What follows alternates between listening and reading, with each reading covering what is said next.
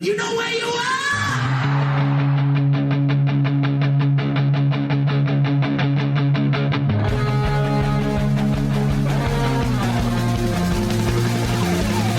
This is Appetite for Distortion.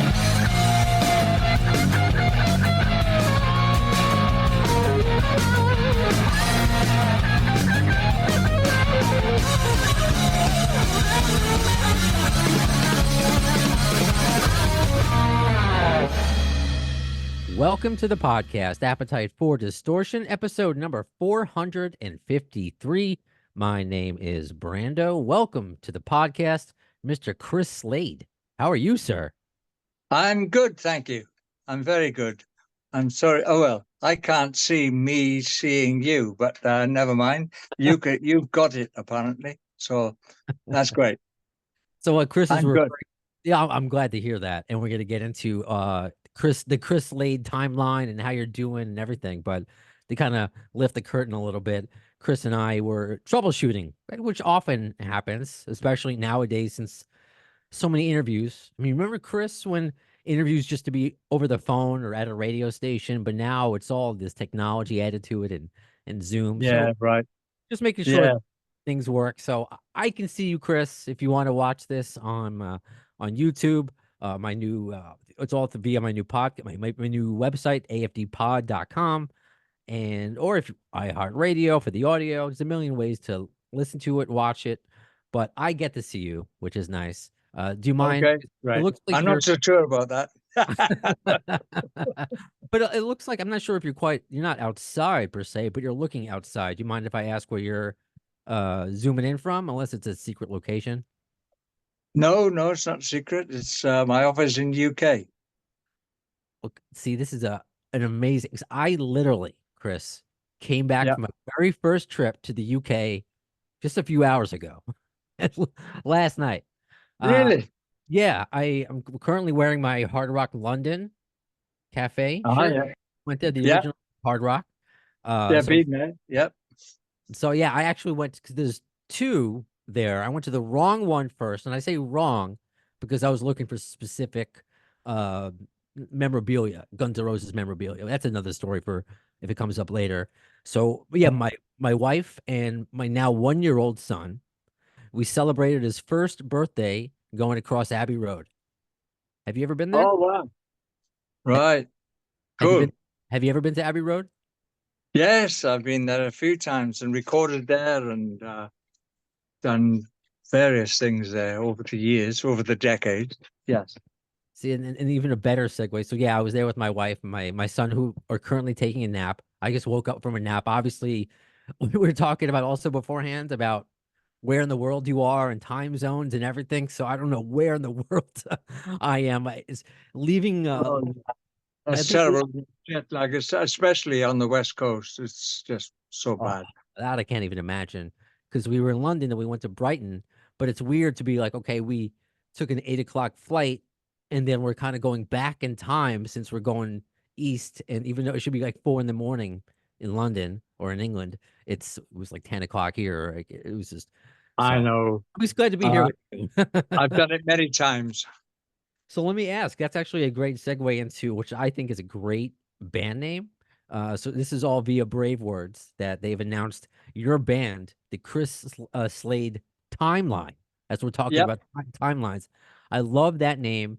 So just before I forget, what have you recorded? Because we were only on the outside of Abbey Road Studio by the steps. We took a picture. What have Right. you recorded there? Did I record Timeline there? No. No. Unfortunately. I meant like in your career. Where in your timeline have you recorded? Oh, I'm sorry. Yeah. See? Confusing. I don't know. I think I first went there in the 70s, then the 80s, and I was there not this century, actually, as far as I can remember. Not this century, last century. And I'm not sure when. Okay. Go ahead. No, because that's kind of what I guess mentioned before about the whole timeline, not just a really clever, I think, a band name, but going through your career and everything that you've done. Uh, Yeah. do you find it hard to remember where you recorded things? Or do you remember everything at some point? What did you say? Oh, sorry. um, no, I never had a great memory, but it's good enough. I'm writing a book, and that reminds that I've done it for a few years, a few decades actually, and that brings things back to me because I think, oh, I remember that happened then, didn't it? All right. So uh, it'll all be done in the book when it's finished, which is going to be um, soon. Soon is the word. Absolutely. So that's very cool. When did you always feel like, how long did you want to write a book? Because you certainly have lived the book, and I think this is great insight to your fans, and just what an amazing career that ranges, of course, from Man for Man to Tom Jones and AC/DC and everything in between. I'm looking forward to it. Yeah, I'm looking forward to finishing it. Actually, I've done, of course, a few drafts, but I'm seriously editing it, if you like, or rewriting some of it. Um, and I find it interesting just remembering, Mm. and it's great. I think Tom Jones did one a few years back, and that was interesting, shall I say? And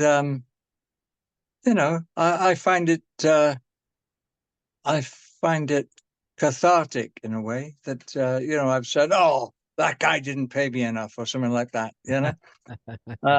Whoever that was. No names, of course, but Sure.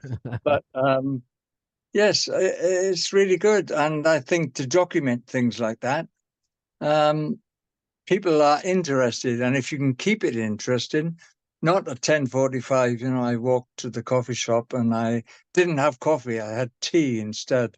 None of that sort of stuff. That's for the birds, man. But I got to start using that phrase more. I was gonna say if I start using mate and cheers more, it's for my 8 days in London. So I'm not. I just everyone's so not was in the area very nice, but yeah, for the birds, I'm gonna start using that phrase. Was there a certain what areas of your life were you kind of looking forward to the most, reliving? You think? Writing about, you mean? Yeah, like Um, you were writing, or just like you couldn't well, I found the write it. 60s. I found the 60s really interesting because it was a hugely interesting decade. Um, and it was great because people like the Beatles, the Stones, they all started around then and early 60s. And it just changed the world completely. So that decade, people say, oh, people always like the decade that they were born in, or Sure. was, or they were in their 20s in. So they always say, people say like, oh, I love the 80s or I love the 90s, you know? And it's because they grew up with that music of that time. And it's very subjective. Um, so, it's hard to sort of please everybody about because they go the 60s to somebody from this century sounds like medieval times, ancient history. Well, But yeah, it was unbelievably interesting. because that's kind of before you because I believe if the internet is correct, Man for Man started what 1970, 1971. So if you go back to the 60s, those are your informative years. Like who were your I guess when you were young Chris Slade, when you were young Christopher, No, who were the your role I've models? never been Christopher. I don't like that name. Oh, yeah. Oh, I'm sorry. It's okay. Oh, Chris is fine. okay. Um, so So when you I were young, yeah like who did you look up to as far as musicians, and that eventually shaped your career that you're still, this career path that you're still on? yeah people call me Slade a lot. Um, Friends and family and band members call me Slade, Okay. because it's my middle name. My my surname, if you like, is Rees. Rees. But I took on Chris Slade the same time as Tommy Woodward became Tom Jones. Yeah, interesting. Can you tell me about the first time you two met? You and Mr. You and it's it's not unusual, Mr. It's not unusual. Yeah. Well, the guys, after bit of a long story, which will be in the book. Um, Whatever, no any spoilers, I understand. Just say go read the book, go read the book. But if you no, can't, no, I've said it before, but it takes a long time. okay. Um, I was working in a shoe shop in Cardiff, right out of school, if you like. Um, I left school on purpose because I was earning more money than my father playing drums. My father was working in a factory, and he was, being paid a wage by the factory. And I stopped going to school because I thought, what's the use? I'm making more money than my father is. So I left school. I had to pay a fine, which I paid, not my parents. And so then my mother said, "Oh, you got to get a job." I said, "Well, look, I'm making quite a bit of money here, especially for South Wales." And she said, "No, you must, you know." So I eventually got a job in a shoe shop. We haven't got that size, I'm sorry, sir. It's Or Spinal Tap. But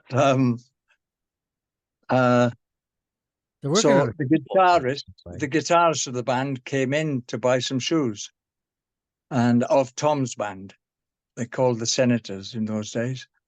And I went up and I was shaking because he was like 23 and I was 15, 16. So it's a huge age difference, especially back then. Hmm. Um, I said, I'm a drummer and I live by Tom, which I did. I didn't know Tom. Um, so he said, I'll get hold of the guys. I knew that they'd sacked their drummer the night before. Um, so, long story short, the whole band and Tom came to my house and they said to me, um, the bass player said to me, Vernon, the bass player, said to me, can you play the Start to Walk, Don't Run? Which in those days was very difficult.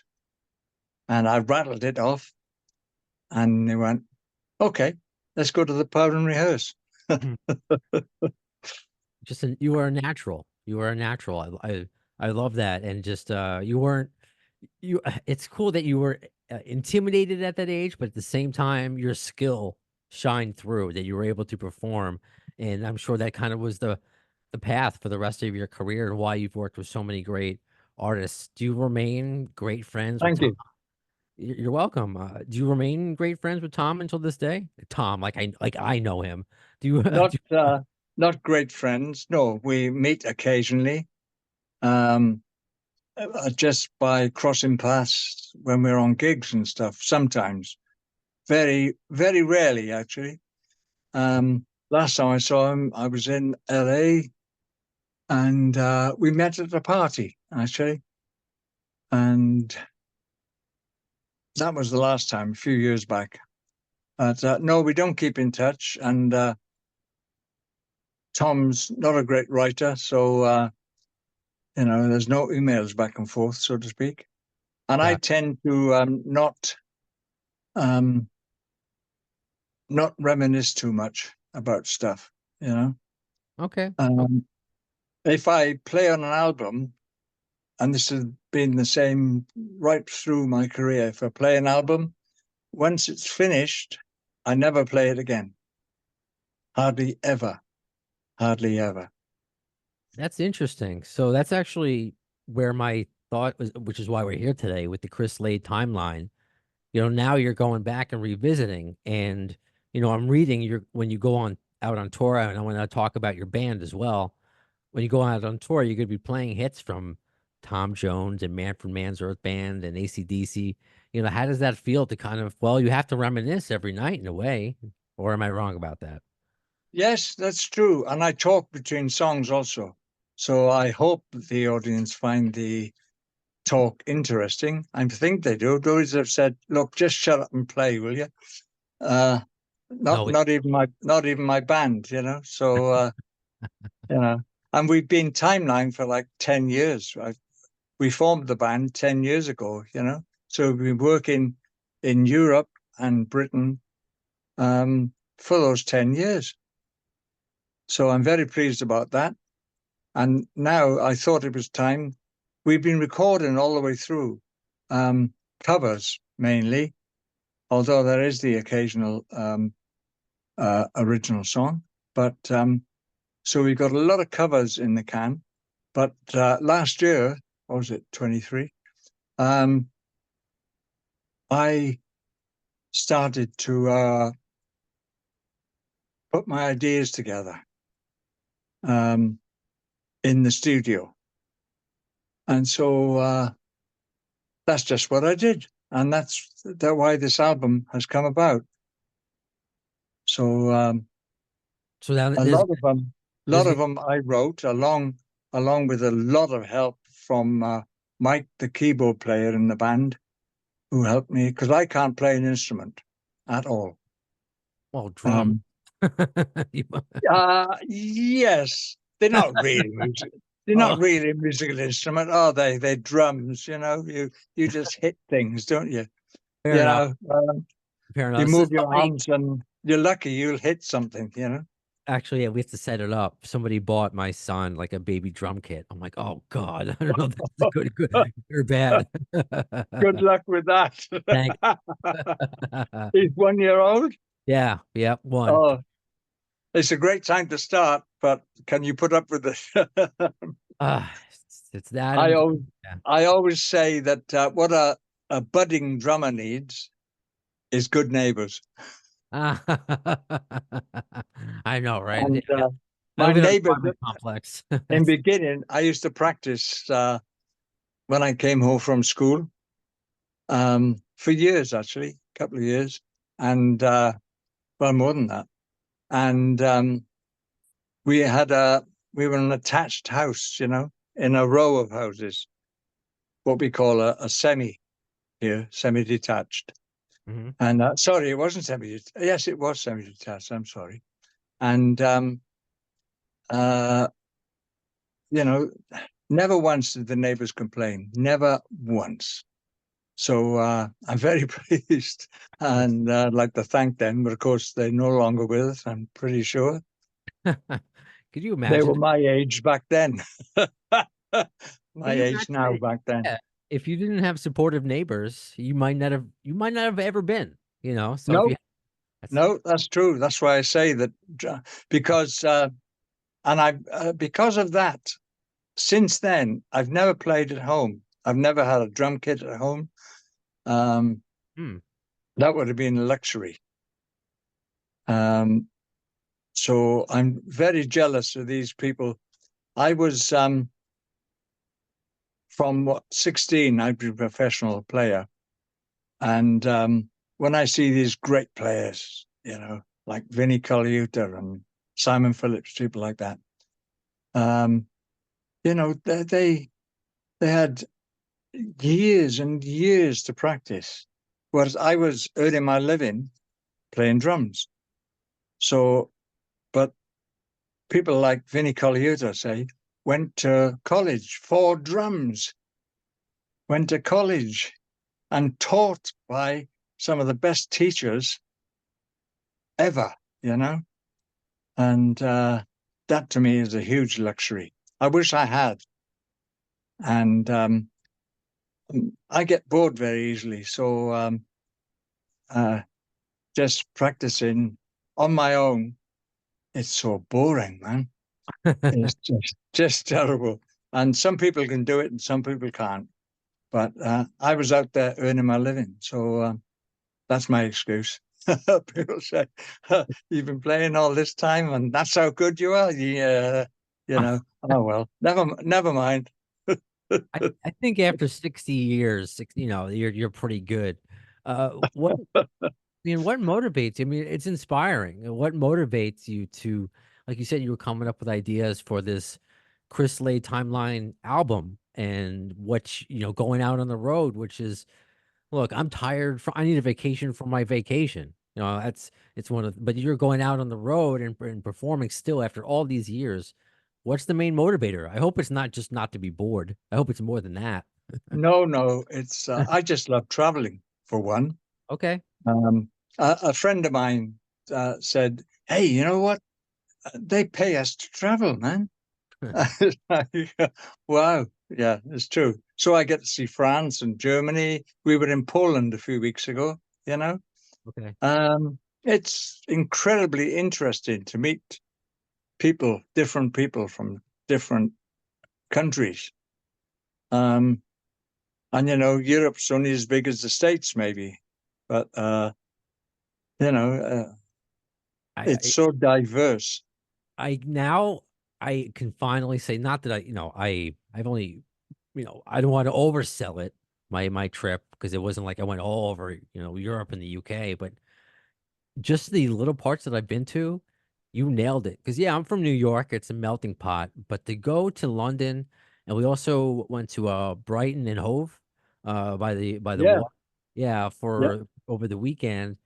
And just to hear, of course, not only the London, the British accents, but the amount of Italian and French and just Arabic, Oh, and yeah. just Especially Brighton. beautiful. It really was just beautiful to listen to people talk and just walk around. And I don't undersell. It was just beautiful to walk around and to I wish I got to see more. It's like to say, oh, if you Yeah, look for that channel, there's France, and it's for me, like, yeah, you're right, New York. I grew up on Long Island. That's huge in itself. So it's yeah. completely different. I To know Long Island. uh, We used to play a place there quite regularly called My Mother's Place. No, sorry, My my father, Father's Place. my That's it. father's place. Yeah, my friend Dennis McNamara used to go there for WLAR. He was the program director. Uh, All right. my father's place. Yeah, that's see, I love that you can.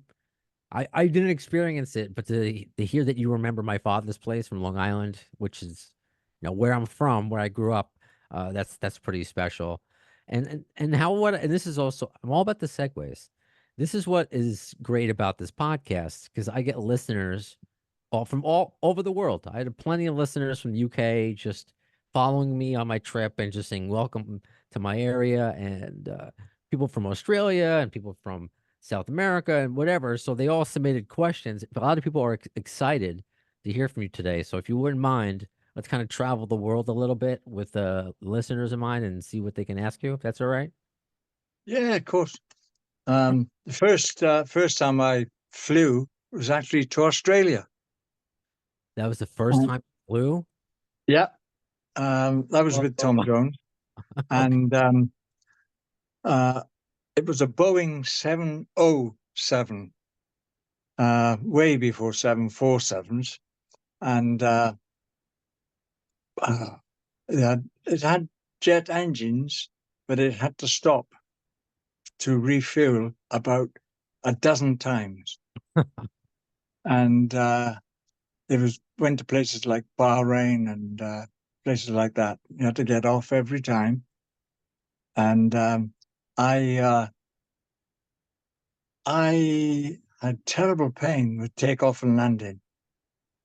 Yeah. Terrible. I mean, my whole body had toothache everywhere. It was awful. I mean, my teeth were clenched. I was white, and we got to stewardess said, "Oh, yeah, I know what it is. It's the going up and the coming down." I said, "It's fine when you're flying straight." But anyway, I got to the other end in Sydney, I think, and went to the doctor. And the first thing he said to me is, "How long you been crook, man?" What the hell does that mean? Right? How long you been crook? I'm pretty honest. What I mean? I'm not crook. And that's the way the Australians, I don't know if they still do, but it's just, they understand that. But, that's the way they say, "How long you been sick?" You know? Hey. And what it was that I had a ear infection, and that meant I was just in agony, to be honest, through Uh, every stop off. Hey, I'll just say it wasn't a story I had planned on sharing, but I get incredible motion sickness, so I've learned I gotta take Dramamine before Ah, takeoff yeah, landing because I would just turn pale white and sweating. And I used to yeah. love roller coasters as a kid, so I don't know what happened to my body. And so, yeah, even on the short bus rides that we would take, Right. and maybe I'll leave the TMI part, but maybe I got sick on the streets of London. That may have happened. That may have. Ah, right. So Nothing to do with the beer. no. That's true. Well, I mean, I appreciate that joke. I was tempted though because I haven't had a drink in like 8 years. I'm like, Really? yeah. I smoke weed though, which is legal here, but not legal there. So Yeah, I had to true. be so cold sober for 8 days in the UK. So that Oh, was wow. yeah, that was something. Well, I had a 1 year old to occupy my time, I guess. Uh, so Right.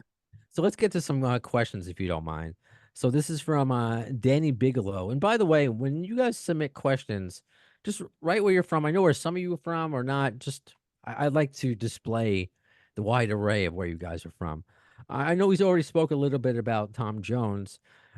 Did you have any? And we touched on the Beatles as well. Did you have any encounters with any of the Beatles? Did you get to meet any of them, like perhaps Ringo? Yeah, yeah. I did a show with them. I met them a few times. They wouldn't remember, of course, I saw Paul McCartney about 5 years ago, actually. But it was just like passing, and we did a show together, Tom Jones and the Beatles and the Rolling Stones on the same show, Wow. and along with many, many other people like Dusty Springfield, who was a great British singer, and there's so many other people. That was the 60s, and we, you know, saw each other backstage and stuff like that because we were all in the same room. Uh, in a large dressing room, I suppose. So yes, I met them. My first show, professional show in London, was supporting the Rolling Stones with Tom. Wow. Wow. What a So, great and that was their first big gig because they just brought out their first record, which they didn't write, and it was a Chuck Berry song called "Come On," mm, which I bought, and I think it was a year or so later they started writing themselves, um, and they've written some great stuff, of course, since I, then. what do you when you look at that, when you see the Rolling Stones who are putting out new music and touring, and they're 80, and of course Paul McCartney's 80, and you're the ripe young age of 77. I just want, like, what does that mean to you that all of you are just out there still doing what you love after all these years, and just you see I people think that's it. That's it encapsulated. I think is that we love it. You know, McCartney hasn't had to work for decades, 50 years perhaps, but he still works and he still wants to work. And the same with the Stones. It's this, you get something, you get a bug, and you want to perform. It's as simple as that. That's what I'm doing. I want to play the stuff did I say stuff? Dear, oh dear. The music that I have known all my life, and I'm very proud of it, and I enjoy it actually. So when Timeline plays it on stage brilliantly, which they do, whether it's AC/DC or Tom Jones, I mean, completely different genres. It's enjoyable for all of us, for the audience and for the band. And the response after, is just fantastic. So people like it and they want it, and they keep coming back to our gigs, and I'm very, very pleased and grateful about that. And as you say, especially at my age, it's like, wow. And, I wouldn't think that they would even know who I was, to be very honest. And that's not false modesty. That's me being honest. And, why would a 30-year-old, which they do, want to see a 77-year-old, It's like, wow. But they still go see Mick Jagger, and he's even older than me. So Because the stuff, air quote, no, not music, it speaks for itself, because it's just a great music is timeless. So how do you go about a set list for the Timeline? Can you with great play? difficulty. Okay. And cutting it down is the worst thing we Oh, do. sure. We play over 2 hours of music every night, and people start moaning when we say, "Oh, this is the last song." They really moan, audibly moan, and it's like, I'm sorry, we've got to stop somewhere. But cutting it down to an hour and a half or an hour and a quarter, it's just, I find it really, really difficult. And some people say, oh, well, just take that out. Yeah, but that leads to that one, and that leads to that. It's very, very difficult. Sometimes in festivals we have to do an hour and a quarter or an hour and a half, and I find that unbelievably difficult. And I don't feel fulfilled either if I just do an hour, maybe, which we haven't done for a long time actually. But it's not fulfilling enough for me just to play for an hour. Wow. It's got to be 2 or something as close to that as I can get. That's cool. I like to hear that. Just how you you're still performing, but just to eke everything out of it, they completely wring everything out of each performance, that you won't be satisfied unless you get 100% out of it. You can't just because your career spans all of it. Again, that's why with the Timeline. So within that timeline, sorry, I just love puns. I love play on words. I was a fan of that name since the beginning. This is from our friend Matt Wake from Alabama, journalist he writes for AL.com. He would love to hear you talk about playing with Jimmy Page in The Firm. So how is playing with Jimmy in The Firm? It was great. He's a really nice guy, and I never saw him throw a wobbler, as we say in England, except a professional wobbler. In other words, this isn't right. Sort this out. I never saw him do anything personal, like, I don't know, the stars aren't right today or anything like that. He was a really nice guy, and he's 6 foot tall, but you wouldn't know it because he stoops a little bit, and he doesn't look 6 foot. So, and I remember saying to him once, we heard the Kinks, you really got me, dan da dan da da da dan, that one. And I said, "Hey Jim, is that you?" He said, "Yeah, that's me." So he was on that record, as a session man. When you since obviously again the career it touches so many eras and different artists. Do you want, is it, let's talk about the band that you do have, and will there be any guest appearances? Not to say that Jimmy Page is going to show up, but is that something that, You never know. never know? I mean, I gotta, I'm just playing fantasy, football in my head. Is that You something know that what? Yeah, I know what you mean. sure. Fantasy bands. Yeah, maybe Angus will show up. Yeah, yeah. Right. Or Brian or something, you know. We have a Well, great AC/DC singer, actually, Timeline, in Bun Davis. Um, he does AC/DC. He does Brian Johnson really well. right. That's So pleased about that, because that's half the set, actually, the AC/DC stuff. awesome. And people want it and like it. So, and I'm pleased to play it.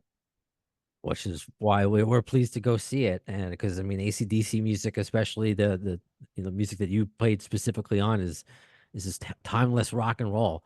And that's another great segue that I want to take advantage of. This is from Dean, that you mentioned that AC/DC never sounded better with Axl fronting, or he's maybe paraphrasing your words. Any indication that it could have been more than just the tour dates? And I will say, I got to see you play with Axl, with AC/DC, in Madison Square Garden, and that is one of my favorite, if not my favorite concert that I've ever seen. Just an incredible show all around. So, Wow, thank yeah, you. uh, Um, yeah. the thing with Axl, people went like, "Oh, Axl Rose, do me a favor," and you know, and I must admit, I was a little trepidatious, shall I say? But he said hello. I shook his hand, and I thought, this guy's all right. Uh, and he was telling jokes, and and he was a great guy, actually. I know I've heard the horror stories, as we all have, but in my experience, he was great, very professional. He was never late, anywhere, anytime. Um, and he used to warm up 2 hours before every show and warm down for 2 hours every show, because I know that for a fact, because I was next door to him. I could hear him. Oh wow, that's cool. That's something that I don't think we think about, is the warming down of the voice. Um, Yeah, you very know, important. oh, absolutely. I mean, that's something. Did you notice that when? Because I don't know how, I guess, got great seats through my job, a friend. I was very lucky, but just to see Axel kind of just look over at Angus and look at over you and all playing, it just seemed like he was almost like a kid watching his favorite band in a way. He grew up loving AC/DC. Did you get any of those vibes, or was it just all brothers hanging out? Was he Uh, asking you guys all yeah, stories about them? I in the beginning I got that because he asked Angus to learn a few songs, like 5 or 6 songs that he would love to do, because he'd been a fan, and we learned them. Well, we knew him before, but he wanted to do. I think we did things like riff raff and things like that.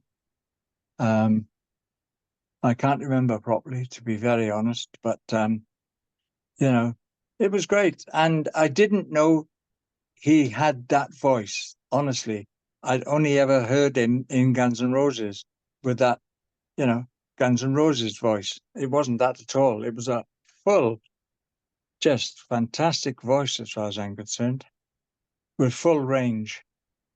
I agreed. I think it blew everybody away. I mean, obviously, I'm a fan, and I was a little skeptical, but it was incredible. So that's why I ask, and people are still curious. Was there? And I think Angus has already said no. That there was no talks of ever extending it. Was always just about finishing the tour until Brian gets healthy. Like, what was the discussion about? The act It was Rose part. that was it really. Was you know this will be the tour, and I didn't expect it to carry on after. I didn't know what Brian was doing. He he didn't tell anybody. I think he just left at the time. or whatever the word is. And that was all I knew. I was told, Brian's not here. Oh, okay. Well, what are we doing? Well, we're going to get a replacement. Oh, all right. So we tried out quite a few people, 6 or 7 people, I think.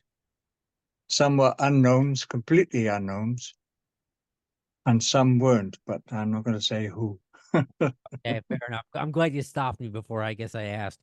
Um, so that's interesting because there's been a lot of, you know how news sites are, and that's why I like doing a podcast. And whenever I do write articles, I try to be as specific and on, as putting it in context as possible. So many rumors out there thinking that it was this happened, or what this person said this, and you just seem to be like, oh, okay, going with the flow. I mean, is there any rumor you wanted to spell about, because they seem to be back together, like there was no firing or a bad, I don't know. I just I don't want to pick any No, I head. don't believe so. I don't believe so. Um, it was just a part of the ways at the time, you know. Me- uh, I wouldn't say mutual, but a parting. Um, and that's all I know about. Actually, I don't know much else, and I really don't. I'm not trying to be Sure. obtuse here. Yeah. And just before, I hope you don't mind. I think my 1-year-old son, baby Brownstone, is crying in the background. So if you hear that, No, he's okay. He's just well, I've very, been a drummer all life. Do you think I can hear that?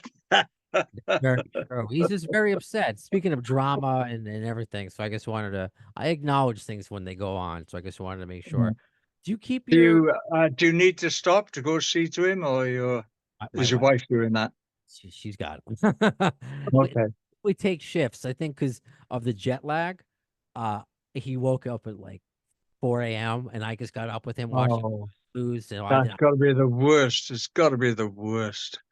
Yes, Um, I was in the States this year for a few uh, weeks or months, and the jet lag getting there and coming away is just nobody ever looks forward to that.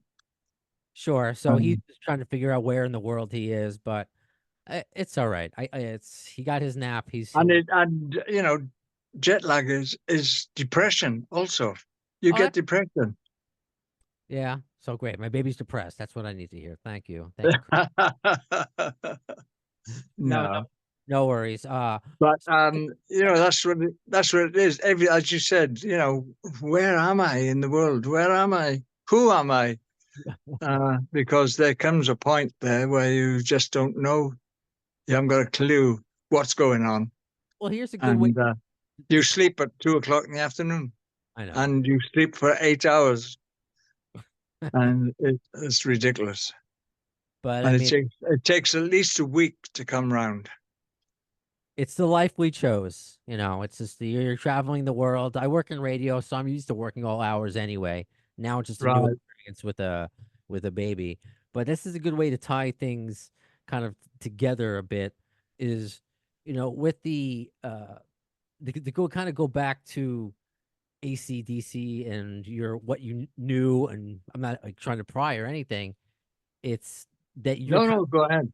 so you're staying out of it is what kind of, or you're not inquisitive, or you don't care, or is that kind of what your role has always been, maybe to stay out of the drama, just to be the drummer and just kind of go with the punches, roll with the punches in a way, because you seem like you're not even following up. Okay, Brian's not here. Let's just continue with Axel. Uh, or am I? How am I? You've just got to accept things the way they are. Right. Um, that's a very Zen thing, actually. I was big into Zen Okay. in the 70s. Um, and I meditated and for 10 years, actually. And I was also, I didn't drink like yourself for 10 years Okay. at, at all. Um, so Zen has been very big for me. Um, and I understand it from the inside, from sitting facing a wall. No, I think that's kind of why I ask, and to kind of figure out more of the kind of person that you are, in the sense that I'm getting is, I'm yeah, very philosophical, shall I say. yeah, I kind of feel the same way about myself and how I approach things, because it's neither just black or white. It's not just No, it's there's so much gray area and nuance to everything, which is again what makes your career is so impressive, because it's not just it's you're not following one path. You've just been able to fit in so many different areas and been successful, again, to put it all in a show, to put it all in music, to go from a Tom Jones to Man for Man to working with so many other great artists, obviously AC/DC. You've just been able to, I mean, that's a lot of personalities to manage. It's a lot of yeah, drama to handle. that's in fact that's what it's about. Yeah, Dealing with people and their attitudes and their uh, foibles, if you like. sure. And it, that's part of being a band member, because you got to remember, oh, Fred doesn't like that, or Charlie don't like me saying that thing. So it's dealing with people. It's only what everybody should do in their working life, because they got to work with different. It's no good going home and kicking the cat, and yeah, that bank manager is just terrible today, which you're bound to do that, but it's you got to go with the flow. You got to take everything as it comes. Hmm. Uh, if it's not the way you want it, try to make it the way you do want it. But I've had people say to me, why did you join like Earth Band? Why didn't you join a band like Led Zeppelin? It's like, have you got any idea at all how you go about doing something like that? You go where you're offered to go, you know. Mm. Um, and if somebody wants to pay you to play drums, you go. That's the way I see it. Simple as that. I like that. It's called working, You're whether right. you're a carpenter or whether you're a drummer. Yeah, no, that's that well said. So I guess obviously with your band, then what about let me ask with AC/DC, because I know they're going to be touring soon, but you're not with the band now. What was that conversation like? Because it's now I believe they're with Phil Rudd again, who had a lot of controversy. But then I'm talking to you. It's like who doesn't want to be around Chris? It's like I don't know. Was there any situation like? Were you happy about? Was it just like again, like maybe like Axl Rose, that you were just supposed to be there for a certain time until the Phil stuff he dealt with his stuff, and then was able to come back? Like how were you told about your role in AC/DC, about whether it was going to be permanent, whether Phil was going to return to the band one day? Uh, Uh, how did you no, handle we never had that. I was never told anything like that.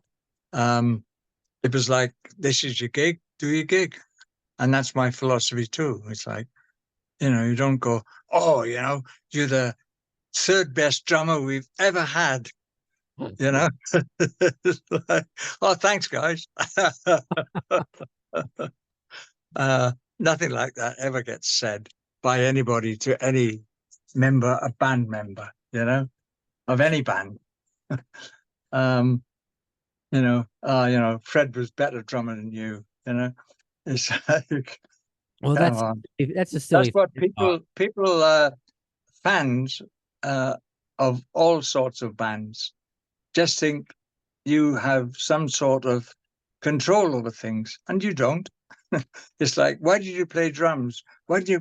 Because drums chose me, you know, and I couldn't play anything else, and I still can't. So I can make my voice do certain things, but I'm no Axel, I'm no singer. Any Uh, other Except I do sing on this album, and I've always done vocal backing. But I actually sung um, the whole song on the last song on this album, um, which I'm on the Timeline album, which I'm very proud of, actually, the album and the song. Um, Tell us more about so that. When can we expect that? The timeline out? That's quite soon. I'm finalizing today with the cover and everything like that. That's all that's holding us up now. Everything else is done. Music is done. Just the artwork now, which I got the final draft, but I couldn't open it today. So I've got to go back to him and say, "Could you send it again, please?" Because so I'm very pleased with that. There's a section that I'm talking about on this time. The album is called Timescape. Okay. Timescape. Yeah, and Timescape consists of two musical things, shall I say. One's a song and one's an instrumental. And so that's where the album title came from, Timescape. And the other things are, the other songs are ideas, apart from one of them, which the whole band wrote. They were all my ideas, if you like, that I've had over the years, but we only recorded them last year. So, over the whole of the year. So, I was very pleased I was very creative in the studio, which I was very surprised at. I always was in Earth Band days, production, vocal backing, and all sorts of things. So I did that with this album, and I'm very proud of it, actually. And I hope people will like it. And who else is so let's talk about, because I'm not going to keep you here for too much longer, but I think it's important to talk about the current band of who else is on the album, who else is going to be touring with you. So can you talk about It's some of the the band is the band as it stands on stage. There's Stevie G on vocals and on bass, and there's Bun Davis on vocals. And I would say AC/DC, but it's this song he's singing on here is not an AC/DC type song. And it's James Cornford on guitar, and Mike Clark on keyboards, and everybody does backing vocals. So, and we try to make it entertaining also. It's not just, okay, here's the next song. Bosh. We try to make it more entertaining than that. And we've succeeded to a greater extent over the decade. So, yeah, really good. And the choice of musicians, I had to handpick the musicians because, as I said earlier, it's playing AC/DC, which is no mean feat because they're a great band. And then play Tom Jones, for instance. So that divergence in music is not a lot of musicians can handle it. And I'm lucky that those guys can handle it. They have a well-rounded repertoire, shall I say. So, they used to, a couple of them they've worked together. James and Mike have worked together since they were 11 years old, and they're 35 now, So they're pretty tight. And they've played like in pub band that did Genesis and stuff like that really well. That's where I saw them first. Was playing Genesis stuff. So it's they're great musicians. And we're able to diversify and actually play anything that comes up. And there's not many musicians can say that. No. There's some who try, but some fail miserably when it comes to, playing. And I'm so lucky that I have the technique. I can play jazz and I can play AC/DC. Um, We're and lucky, I lucky as started fans. with jazz. You know. I mean, we're lucky as fans, that you're able to play such a wide array of music, and you're putting it on display with the timeline. So we have, the band, we have the book. Do you have a title, by the way, working title for your book yet? No, the Say book. that? Okay. And then we have Timescape, the album, though, right? Timescape. Yes, that's it. All And right. it's out in the next, hopefully, 1 or 2 weeks. Hopefully. Good stuff. Chris, this has been more than a pleasure. I can't thank you enough for your time. I guess Yeah. but Thanks, Brandon. that time word, this is Pee Wee's Playhouse. Timeline is the word of the day. So Chris, again, thank you so much for your time. I You're hope welcome. to do this again. And if people want to follow along, I mean, all over social media. You guys are, I'm just going back to the email, chrisslade.com. Go to Chris Slade ACDC on Facebook, Chris Slade Drums on Instagram and X, or Twitter, as I like to call it. And The main thing is uh, and Insta. the Chris Slade Timeline on Facebook. Okay. The That's Chris. the main thing. I Okay. don't go on anything else really. There's a few things. My sons run different sites, Okay.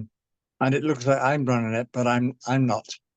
So uh, Wait, you so know, who did the laugh react on my Facebook from the Chris the Slade Timeline Facebook?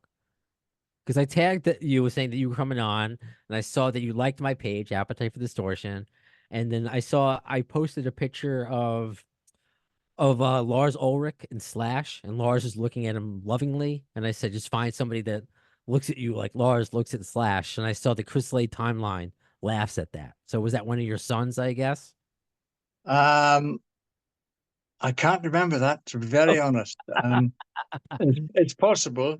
Lars said to me, um, he said, "What sort of preparation do you guys?" This is AC/DC. Do you guys do for going on stage? I said, "Preparation? What do you mean?" He said, "Well, do you warm up? No. What? Nobody? No, nobody warms up. Angus does not warm up. We don't play together before we go on, um, and we just walk on stage and play." Wow. He Like, went. He went. Exactly what you said. Wow. We have psychologists and all sorts of people and psychiatrists and you know people geeing us up, and we play for half an hour before we go on. I said, "You've got to be kidding! I'd be I'd be shattered if I played for half an hour before it on." And nobody warms up. I'm not sure if Brian does, even, to be very honest. I've heard him do the brrr, maybe something like that once or twice, but that's about it. man, that's why the legacy of AC/DC, that's just so cool, just to go out there and rock, and that just helps the legend of the show that I got the privilege of seeing you guys at with Axl Rose, and just blew me away, just absolutely blew me away. Again, one of my favorite concerts ever. So I can't wait to. Are you going to announce tour dates soon for the timeline? Yeah, but I think the States might be difficult because of visas. Fair. I'm fine because I have a green card, but the rest of the band it's difficult to Okay. make the time. And you've probably read all the stories about that, and they're true. The visa comes through like 2 months after the tour is supposed to start. Mm, Um, okay. and that's the same for most European bands. So we might get to Canada. That might happen. We might get to the States. Who knows? Okay. I, Well, I this hope will this be another. album does well. I mean, I hope it does too, and maybe this will be another excuse for us to go across the pond again. Because you mentioned, I was talking to my wife, like I want to go to Poland. You just said you were there because that's where my family's from. So maybe it might be another excuse to go see the Chris Slade Timeline for me to travel overseas. We'll cross that bridge or that plane when it comes around. So Yeah, right. so Chris, again, thank you so much for your time. This was an You're honor. very welcome, and thank you. You got it. So that does it for this episode of Appetite for Distortion. When will you see the next one? In the words of Axl Rose concerning Chinese democracy, I don't know if soon is the word, but you'll see it.